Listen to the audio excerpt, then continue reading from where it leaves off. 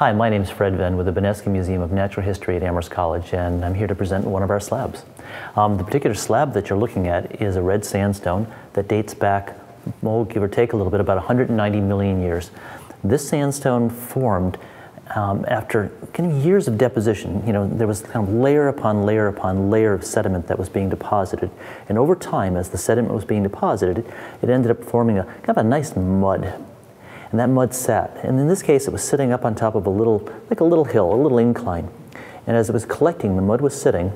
There was a little extra rain that might have collected. And then just all of a sudden, what happened is the mud kind of slumped. And it kind of slumped right down. And it kind of gave a nice smooth surface, a canvas. The beginning of what was going to be, I guess, a painting that lasted over 190 million years. And this is it. So what happens is you have this beautiful canvas of mud sitting. And then suddenly things begin to happen.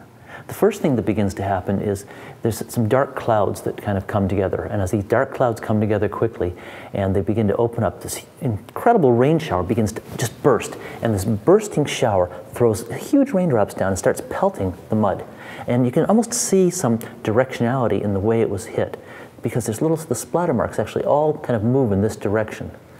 And the splatter marks that allow it to kind of show the direction of the wind and show the direction of the rain end up, you know, having a kind of a temporary time, because it couldn't have rained too long, because clearly it wasn't washed away.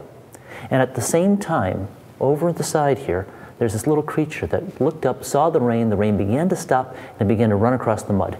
And as it did so, it was dragging its tail behind it and scooting off somewhere. And while it was doing that, there were other tiny creatures that were crawling across the mud, making their mark. Probably some kind of insect, as they were kind of creeping through the mud, leaving a little bit of a trail. After all of that happened, as soon as the rain started, it stopped. And it stopped so quickly, and the sun came out, and it began to dry the piece of mud, and it really baked it for probably, you know, a day, 2 days, 3 days, enough to harden it. And after a week or so, it was sitting pretty stable. And then suddenly, you know, as the water collected again up top of that little cliff, it collected and the mud began to loosen up. Another slump of mud came down, covering this. And as it covered it, it filled in some of the little nooks and crannies and preserved that for 190 million years, until 190 million years later, here we've got Edward Hitchcock out collecting specimens, finding this, literally splitting it, opening it up, and seeing two sides. One side, the impressions of the past, the other side, a cast of those impressions. Today, we can find the cast of those impressions on display in our museum at the Benesky Museum of Natural History.